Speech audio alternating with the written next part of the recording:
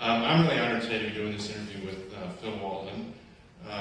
In the music business, I think it's rare for someone to have one big success or find one big superstar or anything like that. And the man next to me here is responsible for finding and developing the careers of two rock and roll Hall of Famers, Otis Redding and the Allman Brothers Band, at two different points of his career. Also, is the head of Capricorn Records, famous label, and just really a legend in the music business. So it's really an honor of mine to be able to talk to Phil Walden today. Thank you. Thank you. Let's go back to the early days. You were born in South Carolina, but you grew up in Macon. What was it like growing up there when you were a kid? Well, it seemed pretty exciting at the time. I didn't have anything else to compare it to. But it was nice. We lived outside of Macon and in the country, I guess you would say. And it was a lot of fun. Closest neighbor was about a half mile away, and but it was a nice quality of life. And while you were still a kid, like in high school or whatever, that's when you started getting into rhythm and blues and Right. music. That actually occurred when my brother had returned home from Indiana, and I would think this was about 1952, late 51 or early 52. I would have been 12 years old, born in 1940. And he brought home what was commonly referred to in those days as a hi-fi, a turntable and a couple of speakers. And he had a stack of 78 records that were referred to as race records in those days. And I didn't know what it was, but I had never heard anything like that in my life. And I literally just sat there for hours playing these records over and over and over again. And, I didn't know what it was. It was making me be so enthralled with this music. But looking back on it, the emotional quality, the earthiness of it, and the realness of it. It was so honest. And because I was accustomed to hearing the white pop stuff at the time, which was really, really pretty awful if you go back. Even though I was not a real big fan of the early white rock and stuff. I tried to see as few white people as I could in my early days. I was totally into black music. If you weren't black, I just didn't think you were qualified. But it was good training. I had a great teacher, I think, with Otis Redding, who was much more than just a client. He ended up being a very dear friend and a family friend and a business associate. And when Otis wasn't recording or touring, he worked in the office every day, and we had late night sessions of black songwriting, and then we also had late night sessions doing those things you're supposed to do when you're having rock and roll times. So it was really good. In the early days, from that point on into high school and whatnot, I would listen to what was the black radio station. But I later learned that the disc jockeys who sounded black on the radio were actually white guys talking black. I go back to that point. And eventually they were replaced by black guys. And then my first office was in the same building where WIBB was. And that station was pretty historical from the standpoint of what the demo for Please Please was recorded there. The disc jockey, Ham Swain, was the first guy to play Little Richard, the first guy to play James Brown, and the first guy to play Otis Redding. We had a reunion with him this past Sunday. He spoke at the unveiling of the Redding statue in Macon. But he was good. Macon was, I think, a good environment from the standpoint that we were sort of thrust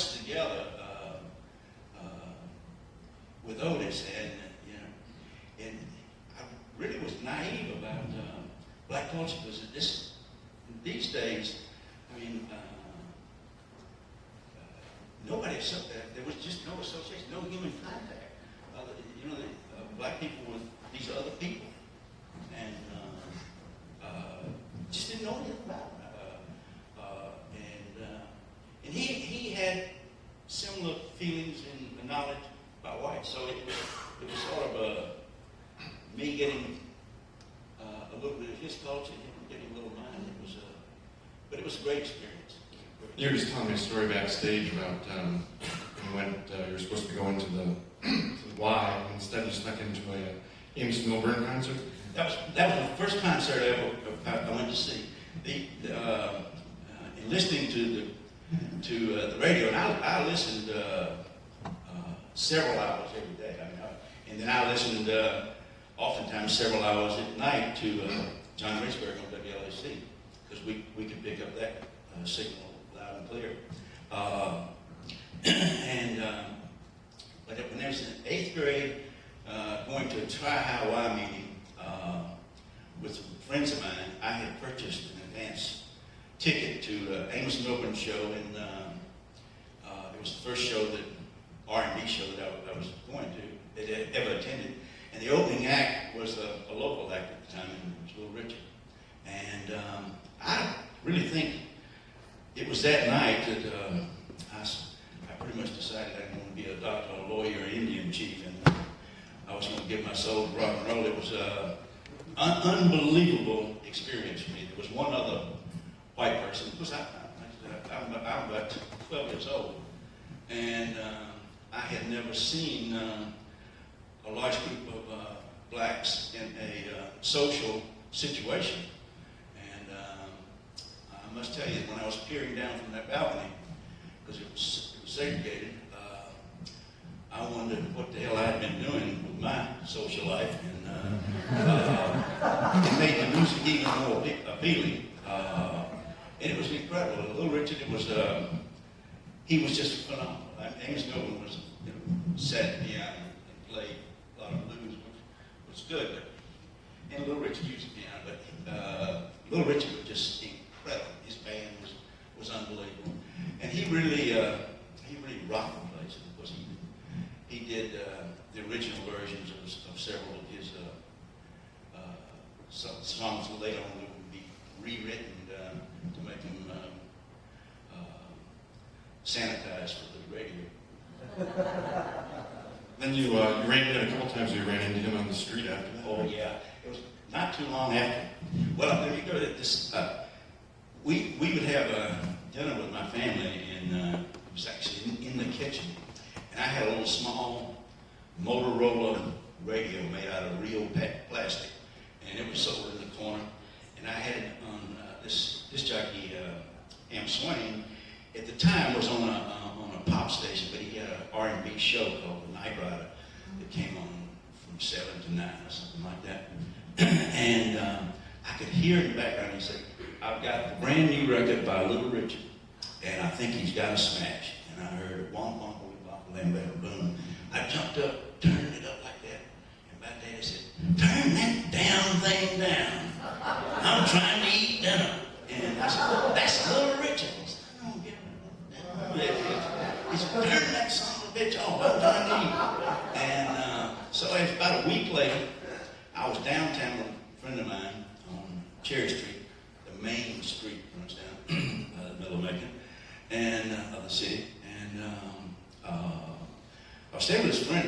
You would frequently go downtown after school and walk around. There was a drugstore where people used to hang around, those kind of things. And I looked across the street, and I saw this guy had a big pompadour, and he had it was hot, but he was carrying an umbrella like a parasol. And I said, "Damn, that's Little Richard."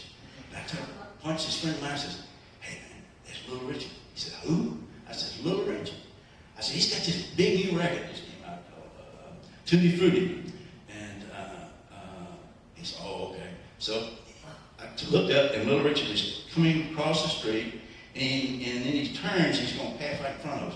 I was standing there frozen. I was this close to greatness there, and when he passed me, I said, Tutti Frutti, and he shook his fanny like this and said, good booty.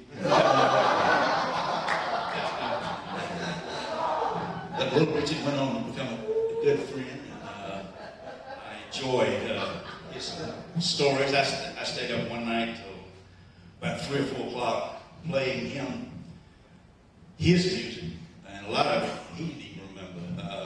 Because I've always maintained that he had the original rock and roll voice, and I think still the best one. I mean, those seminal recordings that they made, I think they hold up so well today. I mean, it's the absolute essence of rock and roll.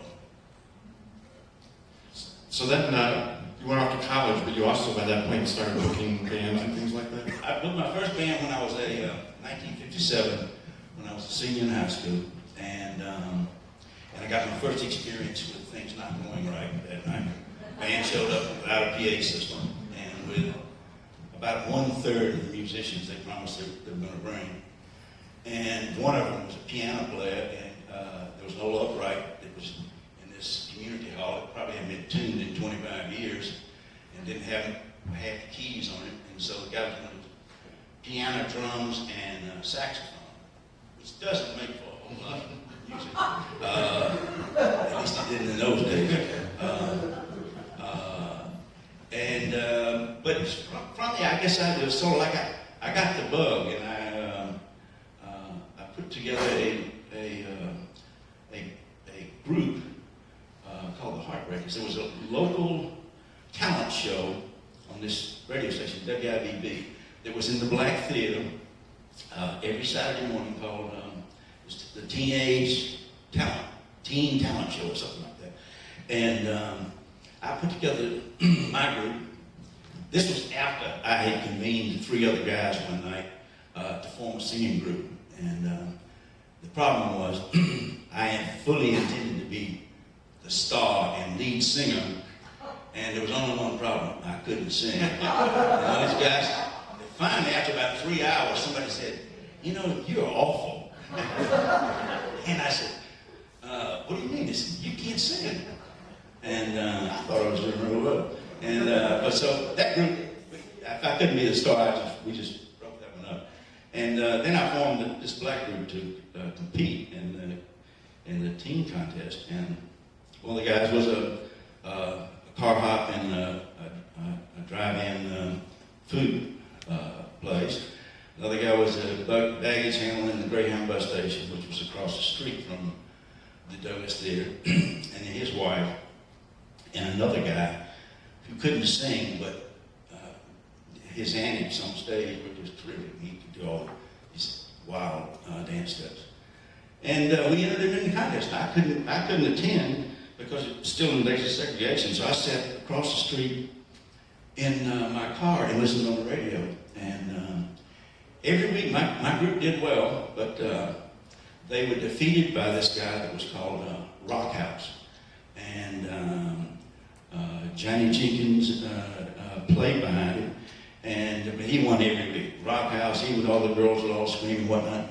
And several weeks later, I had an opportunity. I went to see Johnny Jenkins playing at a local amusement park, and Otis Redding was the singer that night. So they in fact introduced me to him as Brickhouse Redding, and he was this tall, gaunt guy that was just full of boundless energy, and that was the first night that we met in person. It really was the beginning of just the most incredible relationship.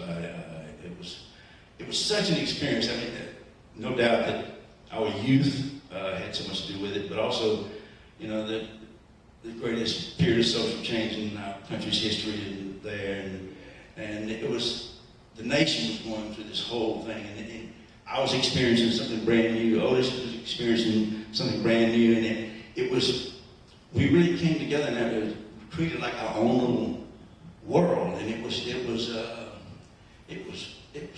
so much fun. I don't know how to explain how much fun it was, but and of course, when you got the affiliation with Stax, which had to be the most sympathetic, most perfect alignment that you could ever do. I mean, they were so perfect for him, and they eventually, I mean, he could just move his hand, and they would follow him.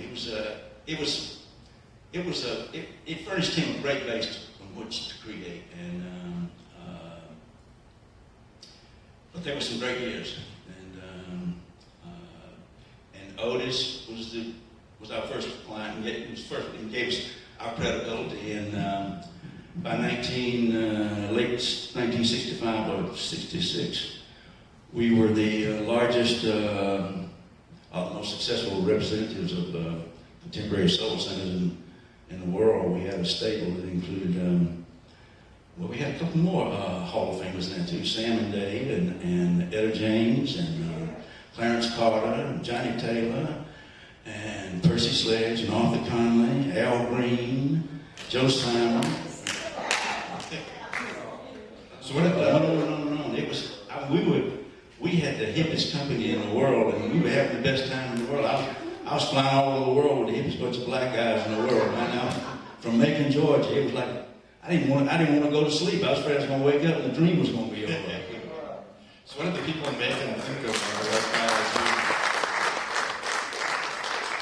I think they tried not to think about it a whole lot. It was, our office was right across from the City Hall, and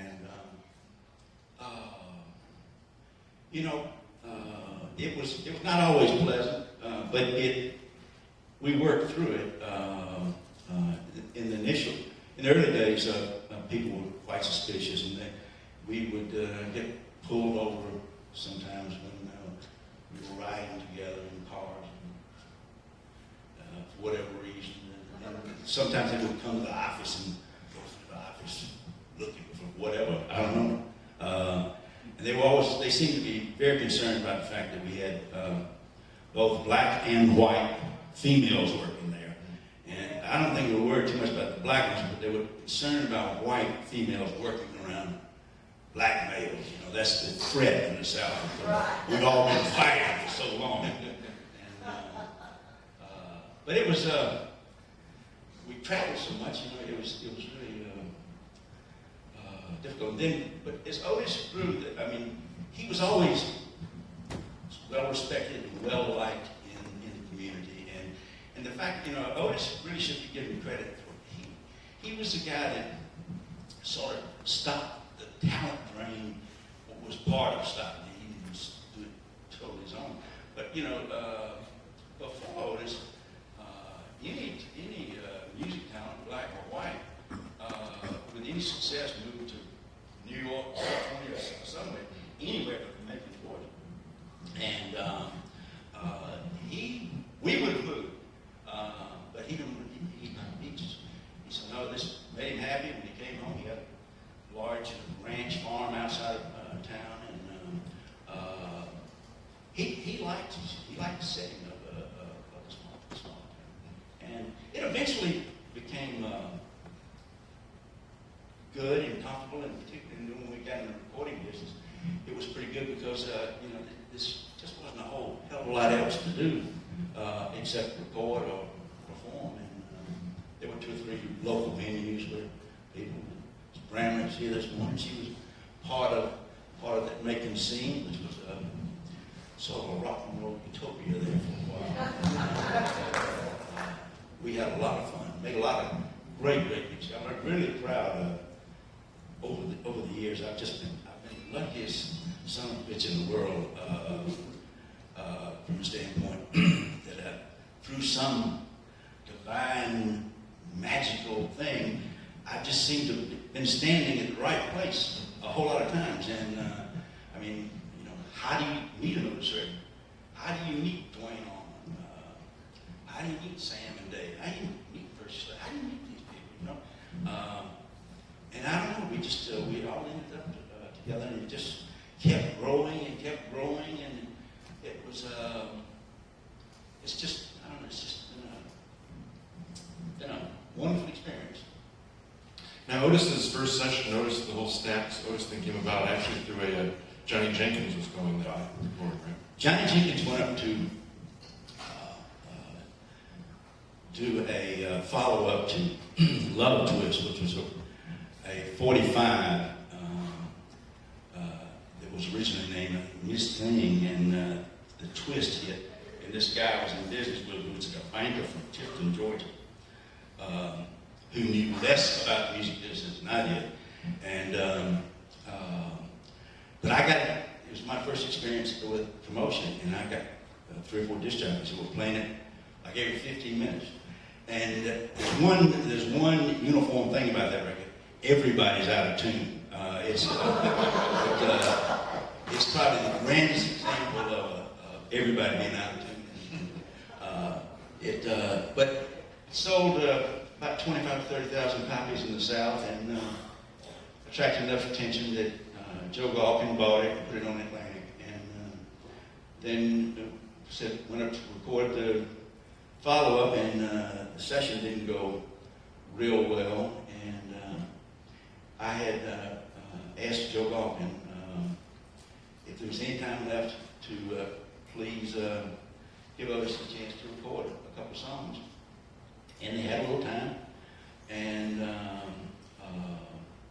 several of them had left. I think Booker had left, and whatnot. So Johnny Jenkins played guitar on these Arms of Mine and Hey Hey Baby, and Steve Cropper is playing piano, and by his own admission, and Jim Stewart's admission, Steve is not a piano player. And initially they worked the side Hey Hey Baby, which was a little Richard sounded like, and that was the interest at that particular time was that Little Richard had decided, I think it was in Alabama, he decided to come to some Bible school, and had thrown his jewelry away and all that kind of stuff, and was only going to sing for God in the future. And Otis had worked with his old band, the Upsetters, but I mean he could, and that was my first attraction to Otis, was that he sounded so much like Little Richard. And but then the other side, these Arms of Mine, the real soulful ballad, they finally flipped it over, and John Richburg played that song. I mean, he would play it, and in an hour he'd probably play it 4 times in an hour. Of course, we gave John Richburg half the publishing and his wife half right, so everybody had something.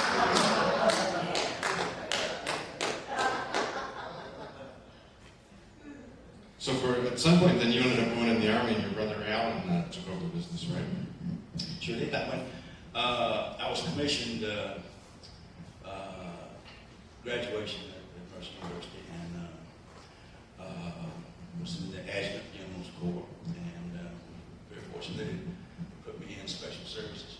So I put shows together for the Army, and but I counted the days the time I was there until I got back. I was in Germany about 2 weeks, and Kennedy was assassinated. I thought I was never going to see the country again. It put us on alert. It was, but finally got back, and the new single that greeted me was "I've Been Loving You Too Long." I was just astounded. It was unbelievable. And when I got to the Atlanta airport, my father drove to a service station to a payphone, and he called. I think it was Paul Theater. He called backstage. He had a number. Otis had given him a number, and he rang the phone and handed me the phone, and it was Otis, and he welcomed me back. And it was I don't know. We went to the office that night. I don't know how we stayed, and we worked forever. And then he came in a few days later, and it was just fabulous. Shortly thereafter, we signed Sam and Dave, and everything started rolling and coming together. And Otis, at this time, the career was really starting to take nice jumps. And it was in '66 we made the first trip to Europe. But I wouldn't let him go until we were able to carry his own band. You know, most of the band, most of the R&B acts that went over, and soul acts that went over, like Motown acts, it was always like British band that played behind him. Elton John was in one when he was Reggie Dwight. He used to back up all the Motown guys. And but we just wouldn't go. And although at one time we were actually offered more money to come and play with another band. And we finally just settled and took this old band, which proved to be the right thing because he was the first R&B guy to go over there with his own band. And then Frank Fenter, who eventually became a partner in Capricorn, was Atlantic's European director, and we became really good friends. And one night when we were drinking and sitting around drinking and just talking about the music business, this idea of the Stax show sort of was hatched. And because the others, nobody else knew anything but Otis. But by the time the Stax show came down, he was really big. And but we went back in '67 with Sam and Dave. It was really sort of a rehashed Hourglass. It would have had Johnny Samlin and Paul Hornsby were in the band, but Barry Oakley was on bass. And then Dwayne was playing guitar and singing. And Dwayne, needless to say, is a much better guitar player. And I had not met Greg at the time. So after about 2 weeks, Dwayne just said, this thing, this does not happen. This is not what I want. He said, I'm just going to get my car and ride around for a couple of months, just go to different towns and play music with people. And he just goes away and get on stage. He was in Atlanta, got on stage with Bobby Bland and played Stormy Monday and took the guitar one and Bobby Bland said, whoa, don't go anywhere, white boy, come back up here, so I'm some more. And he called, I guess it was 2 or 3 months later, and he said, find us a place to live. And I said, us? He said, yep. He said, I got the band. And they arrived with everybody but Greg. It was basically an instrumental group. Barry Oakley would sing Hoochie Coochie Man, and I don't even know whether Dwayne was singing at that time. And then Dickie Betts would sing a little bit. It was sort of countryish, country rockish. And the band instrumentally just, I mean, wow, it was overpowering. And but I knew, and he spoke to Dwayne about it. I said, I'm not backing out or anything. He said, but this is going to be a hard sell. This is basically an instrumental band, and it's really going to be tough. I said, we really need a singer. And so Greg had stayed back to do a solo album for Libya Records, and in California.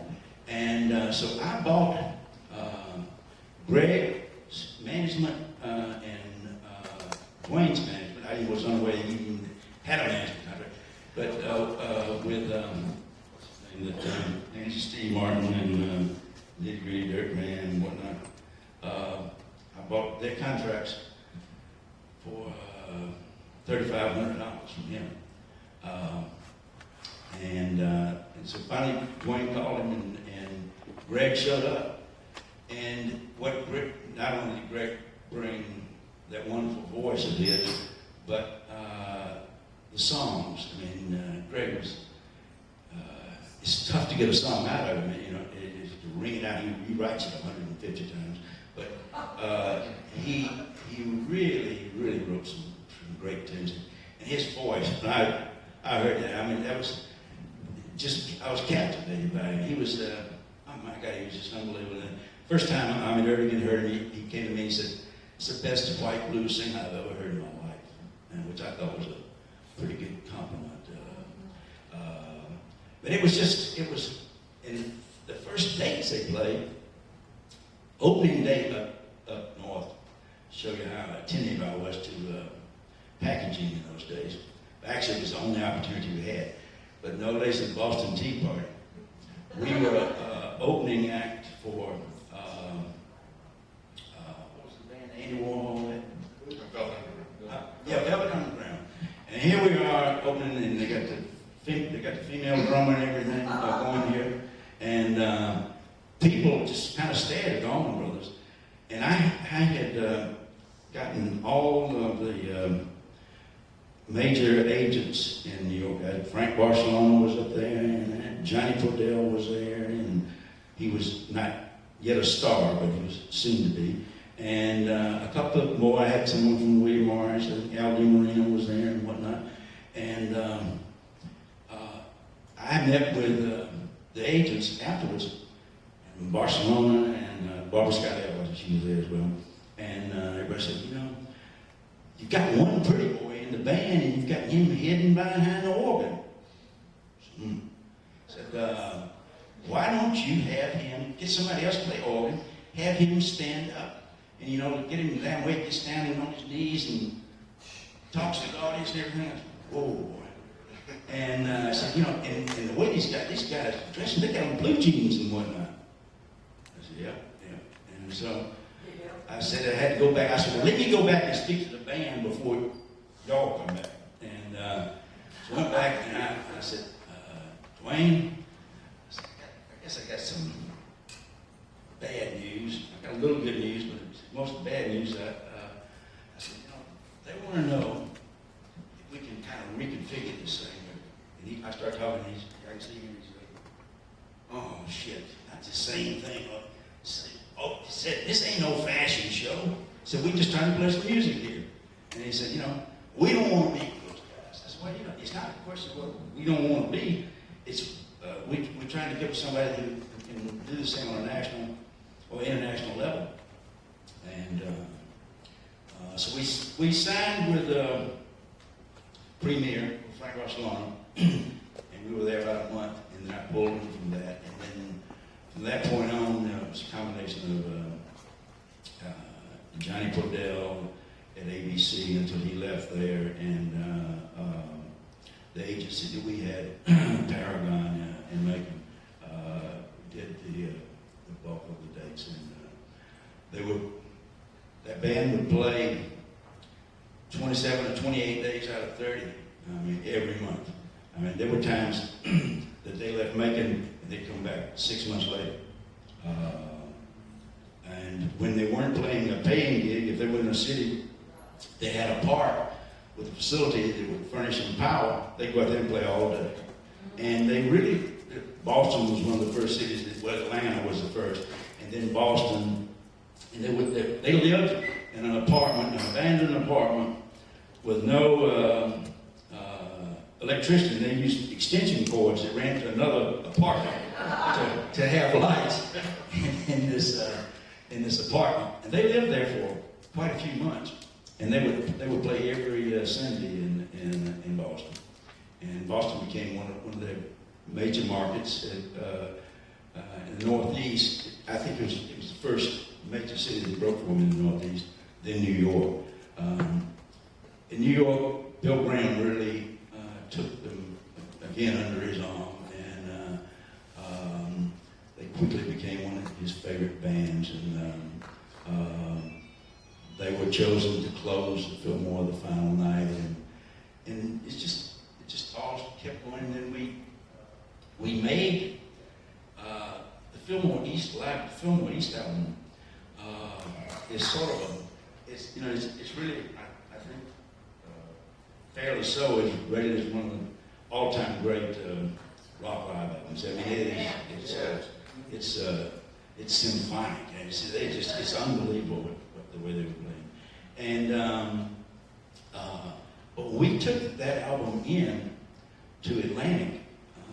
It was a double album. Which it came out of. And Jerry Wexler was real concerned. I mean, this band had not had a gold album at that time. I think the previous one, Idolize South, had sold about 125. The first one sold about 34,000. They all eventually went platinum and double platinum.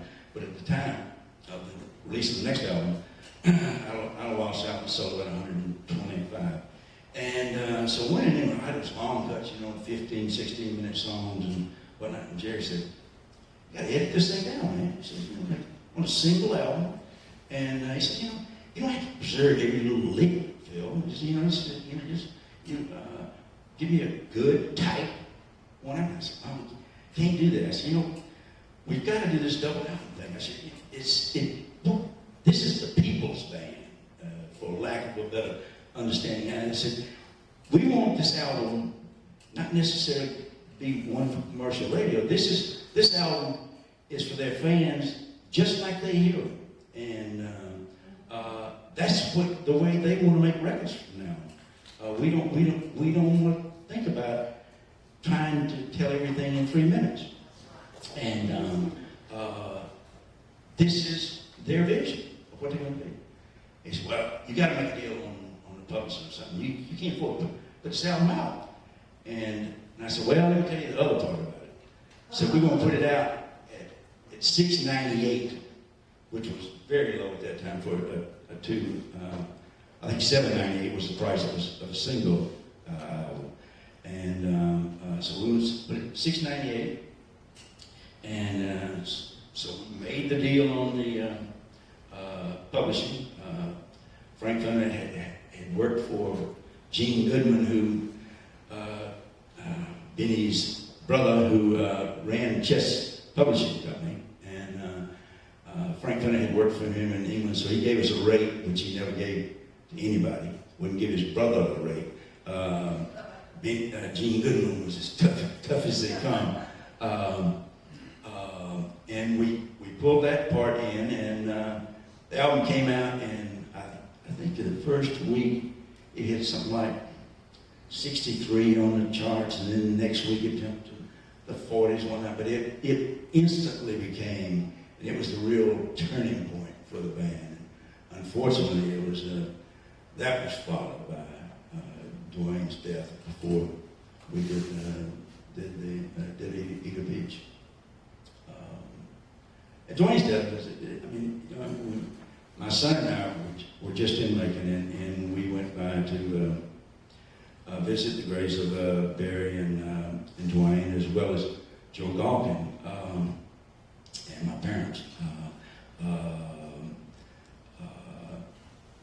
And Dwayne was only 24 years old when he died. And this guy was just scratching the surface.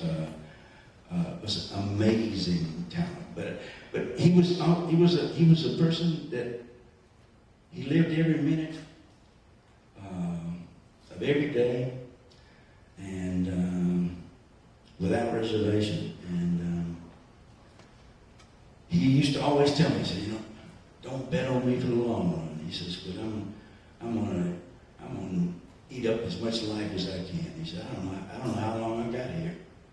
And it just was proved to be prophetic. But he was an amazing talent. And after his death, nobody even wanted to talk about what the future band was going to be. There were all sorts of rumors, and Eric Clapton was going to join the band. Which I later read in Rolling Stone. He was standing around waiting for somebody to call him, and nobody ever called him. He said, "I thought I was going to get the job." I wish I had known that. But it was basically decided just to go back out without. And first day, we were booked in to play Carnegie Hall, and we had a warm-up day, Stony Brook, and we used Stony Brook was our testing ground. We run bands out there all the time, and I didn't go. Johnny Waddell was there, and he called me, I think on the third encore, and he said it just killed him. He said it was really great, and then I flew in for the Carnegie Hall date, and it was back, and it's ironic that it was post Dwayne that they really went to their heights. But it made everybody realize what an excellent, very fine, and very talented guitarist Dickie Betts was. And he had misfortune fortune and misfortune of being aligned with Dwayne. Dwayne once said, he said, man, I can't beat my situation. I said, I get credit for everything I play and everything they play. Did they ever think of putting another guitarist in, or was they just made this? Eventually they brought another guitarist in, but that went on for several years. Yeah. All the way through until late 70s.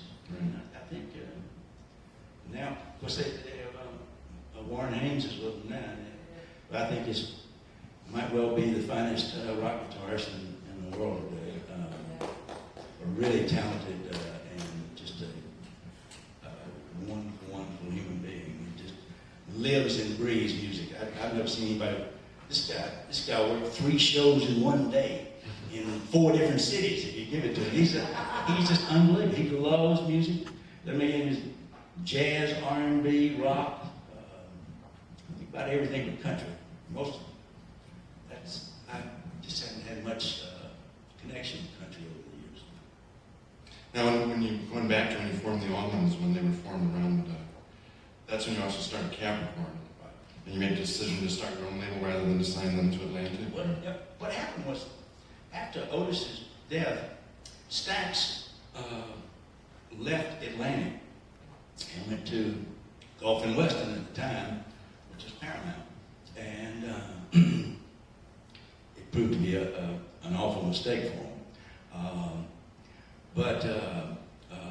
So Jerry was losing that, and I had been playing. Well, Otis and I were playing in the studio, and my brother Al, and we bought a building and met with one of Atlantic's engineers about to design a facility for us, and we were trying to recreate something like Stax had, or like here in Muscle Shoals, Rick had, and we decided to go ahead with it after Otis's death, a year later, whatnot, and so we put the studio together, and so Jerry gave us a pretty small advance to form this label, but the thing was, we was to cut R&B singles, and we cut a bunch of stuff. None of it was hits. And then I met Dwayne, and that sort of changed at that point. We became a rock label. We did do a couple R&B things over the years. We had a sort of comeback album with Percy Sledge in mid to late 70s, and but the Allmans were the third rock album. Livingston Taylor and Johnny Jenkins had the Tom Coot album, which the players were a combination of my studio guys and the Allmans, and of course the song "Walking Gilded Splendors" was the sample that made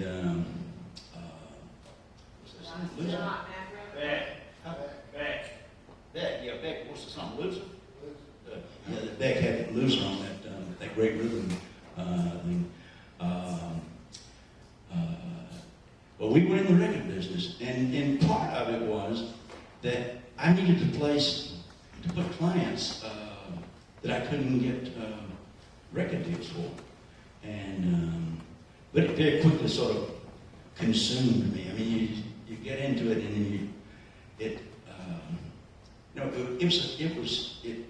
was Allman's took almost 2 years to get launched. Everybody seems to have the idea that they came together and played one time in Atlanta, and then they went to the Super Bowl or something. It was, but I mean, these guys traveled. I mean, they played dates for $150 a night, and $1,000 3 days in places and whatnot. But they just wanted to play. And we played.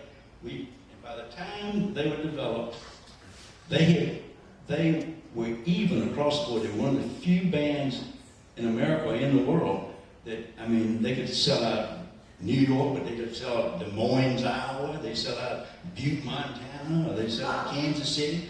Every one of them, they were just, boom, they'd sell out in advance. And they got to the point, the Allmans literally sell out stadiums on a radio announcement, no advertising, and we put $1,000 worth of support on it. We'd have a Capital One baby band on there, and they sell out stadium. And they did business that was just unheard of. And in those days, when the Stones were coming to America, I mean, they were touring with like Ike and Tina Turner, Stevie Wonder, and they got more openers than we've got in our whole stable. And but the Allmans I think the people sensed that their music was all about the people that were listening to it. And it was sort of the New South coming of age. It has so much to do, I think, with the pop culture of the South at that time, and what it is in the politics of the South, and the economy of the South, and I think the integration of all our people, and the encouragement of diversity in southern cities, and it was an interesting time. Now, speaking of the New South, you also became friends with Jimmy Carter and the Allmans, and you played a pretty pivotal role in his election. He gives me more credit than I do. I'll tell you, he's a very special man. I had met him when he was governor, and had become a friend of his, and used to trade letters and whatnot. And he had come to the studio one night during the Dickie Betts recording session, and I mean, he knew all the words to Ramblin' Man. I remember that. He was explaining the song to Dickie Betts, and so then I was spending the night toward near the end of his term as governor, and we were sitting around having a cocktail, and he said, you asked me several times what I was going to do when I left the governor's office. I said, yes. And he said, well, I've decided. And I said, really? I said, what's that? And he said, I'm going to run for president. I said, president of what? He said, president of the United States. I said, wow. I said, you really going for president of the United States? I said, I know everybody's mother wants them to grow up to be president of the United States. I said, you really going to run for president of the United States? And he said, yeah. He said, Hamilton Jordan's written this piece, and we think that we can pull this off. And we've got game plan. He said, the whole thing. He said, what I want to know, will you support me? I said, yeah. Why not? And, so that was pretty much it. And then I got a notification. When he was going to make his announcement, he was making his announcement in Augusta, Georgia, and I flew over there the night he announced he was going to run for president. And then, very shortly after that, convened the first finance committee on his campaign. And I will forget, they had a budget there, and the budget was $600,000. So I raised a little hand and said, excuse me, I said, is this what's the $600,000? He said, that's the budget for the first year. I said, first year running for president?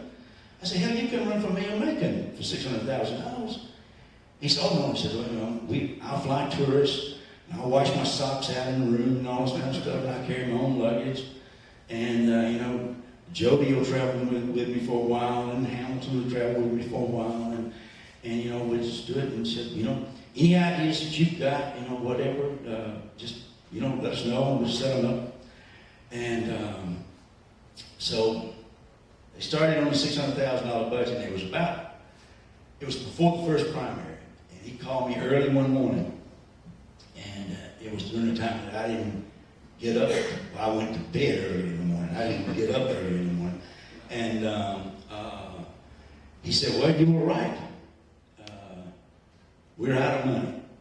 He said, I'm not even going to be able to stay in for New Hampshire unless we can do something about raising some funds. And we had looked into and found a little loophole in benefit concerts that the federal elections would give you matching funds on whatever you netted from the thing. You had to get people to sign the tickets. So I went to the Allmans and told them that most of them had met Jimmy Carter by this time.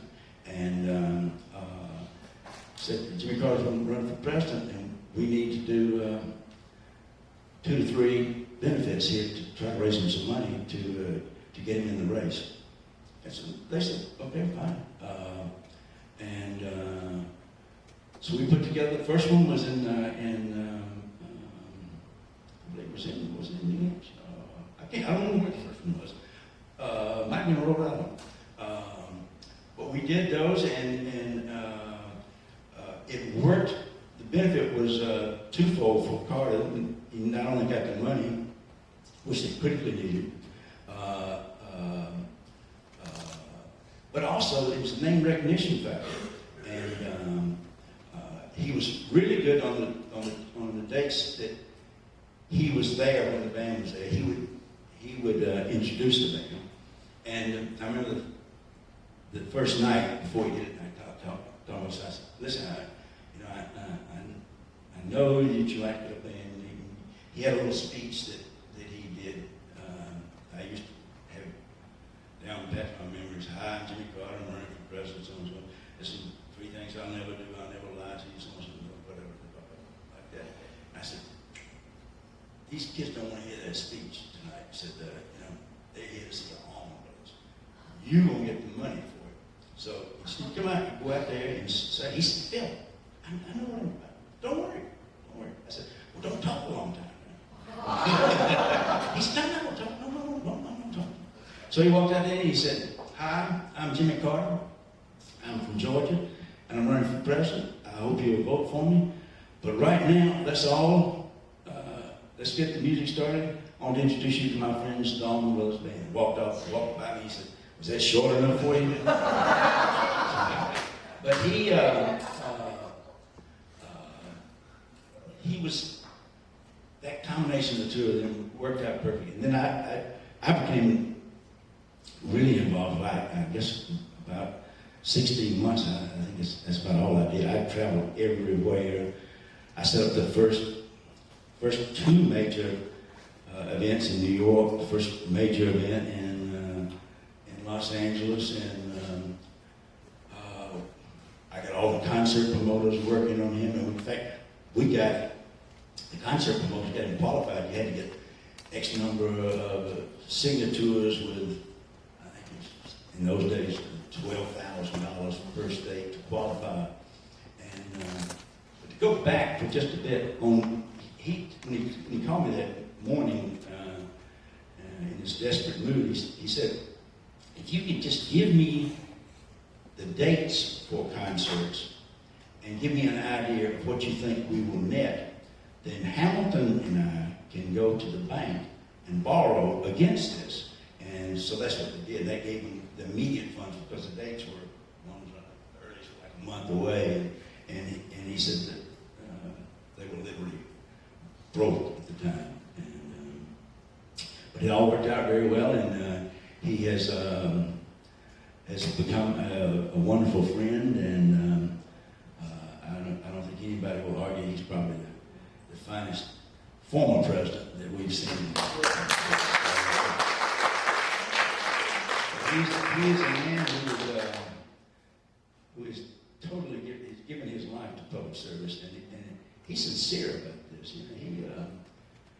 And the Carter Center has just done some unbelievable things, including a couple of diseases in Africa that threaten to wipe out entire cultures. That are working with the disease center in Atlanta that they come up with programs to almost eliminate these, as well as farming programs in certain African states that I know I was at Carter Center one day, and the president of this African country was there to give a special award to Carter.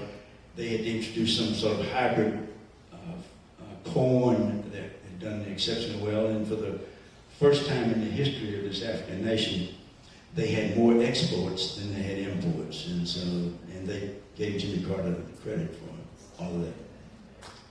So did he ever offer you a job at the White House? Or did President? No, I tell you, we were riding in the back of the car one night and going to him to make a speech, and he said, "Let me ask you something. What do you want out of this?"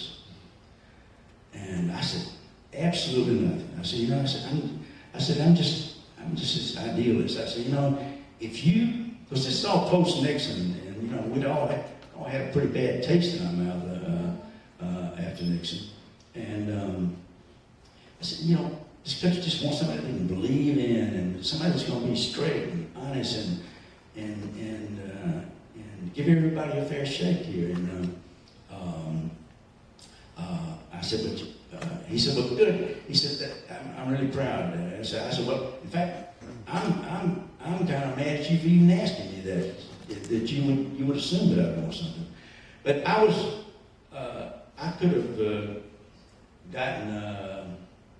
I could have been an ambassador or something, but I just knew that congressional hearing would have been I had a couple of mortuaries in my closet. I didn't want anybody bringing those skeletons out. Could have had a convention of people that had stories on me. So I spared him that embarrassment. I did serve on something that I've been very interested in for 30 years or so. I served on the Committee for the Preservation of the White House, which also included the State Department and whatnot.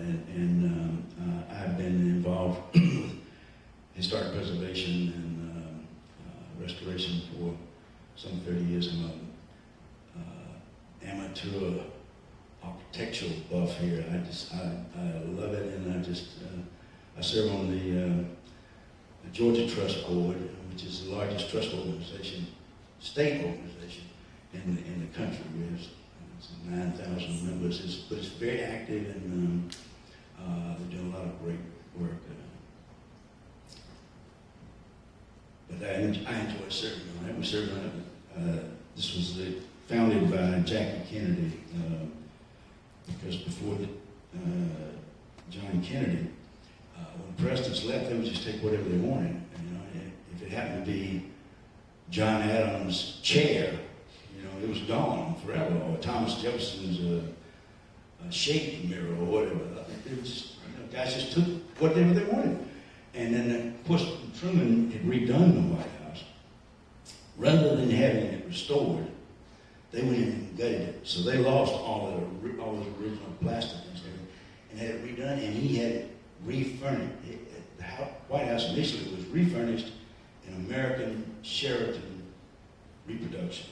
So, but they say after, when that was being remodeled, that's when, of course, when Truman lived at Blair House, is when they had the assassination attempt. All these people probably went alive when all this was going on. This would have been in the 40s, late 40s.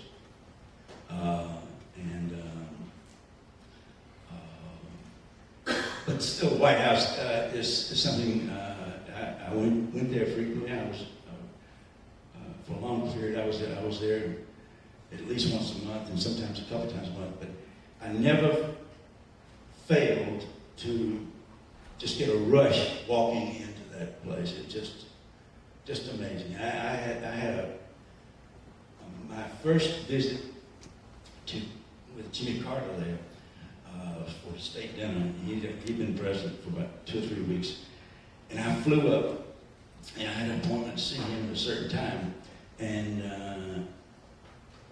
for years I didn't carry a billfold with any identification. I used credit cards in my pocket and carried very little cash.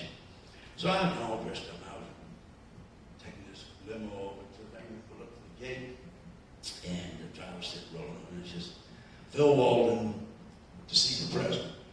This guy's and he says, hey, Mr. Walden, let me see your identification.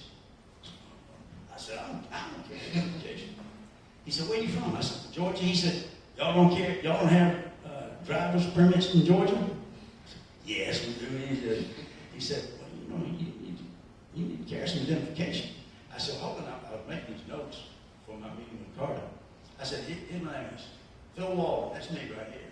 I said, yeah. He said, wait, that doesn't get you in to see the president. He said, we have some regulations. I said, well, call Hamilton Jordan, and he'll identify me. So I finally called him, and finally let me in, because I was telling the guy, I said, listen, I'm going to be late. And I said, Carter was supposed to praise if you're late. He wants you there before time. So I rushed in there, and I ran into him down by the diplomatic receiving room down on the first floor. And we were just standing there talking, and he said, let's step in here and have a little privacy. I want to talk to you. And we went into the old war situation room, which all these stories about Churchill during World War II, that he'd be wandering around with his brandy and cigar and his big shorts, and they would find him in a different room every morning, because he'd just wander off the room and go to sleep, and on the sofa in the green room or wherever he was. And he spent a lot of nights down there in the situation room. So Carter and I went in there and sat down at this table, and we were really face to face. And he asked me, he said, "What are they saying?" And I said, I find everybody optimistic. I said, I think there's a lot of hope that you're going to do things, and you're going to be good, and you're going to be honest, and he thanked me for that. And he said, but I must tell you, he said, I know I won't be a popular president. He said, we've got to do things like the Panama Canal.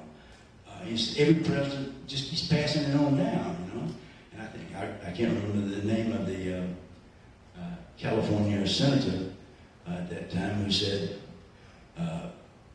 his comment about giving it back to Panama. He said, we stole it square and fair, and it's ours. And so Carter, that was rather prophetic, and him telling that these sorts of things would not make for a popular presidency. Of course, he couldn't foresee the Iranian situation, which just really killed his presidency. But as we talked in there, tears ran down his eyes, and he grasped my hand, and he told me how much he loved me, which is, for a Southern guy, is it's very unusual that men tell each other that they love each other.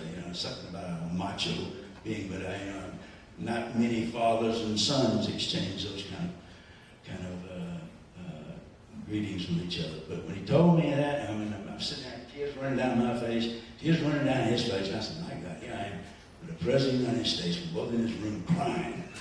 And, so then we came out, we walked outside, and we were standing in the rose garden there, and looking back at the White House. And I looked at him and I said, Mr. President? He said, don't call me Jimmy. I said, hell no, I worked too hard not to call you Mr. President. I'm going to call you Mr. President for the rest of my life. And, I've never called him Jimmy. And South, you brought up to respect people like that and call them by the title. He certainly had my respect. But I said to him, do you ever find yourself in awe of this? He said, what'd you say? I said, in awe of this. I said, you're President of the United States. The 39th guy is President of the United States. I said, that's unbelievable. And he said, you know what? You're right. And he said, this is pretty incredible. And we walked back inside and walked around. He said, let me show you my new home. We went into the old office, and I got a chance to go sit behind the desk and all that kind of stuff. And but it was the first of many meetings. There was even an ill-fated meeting where a bunch of us from the industry got together. We were putting the Beatles back to solve world hunger. We almost had it done, except Paul McCartney insisted on coming to the White House and insisting on the president asking him to direct. And that created a little problem. But everybody else, God rest his soul, Harry Chapin, who worked so hard all of his all too brief life for world hunger. I mean, that was his life doing that. And he was there. Bill Graham was there. And Joe Smith was there, and Paul Drew, the radio guy, later. Well, I think we're actually run out of time here. I'd love to talk more. There's a lot of areas. Thank you very much.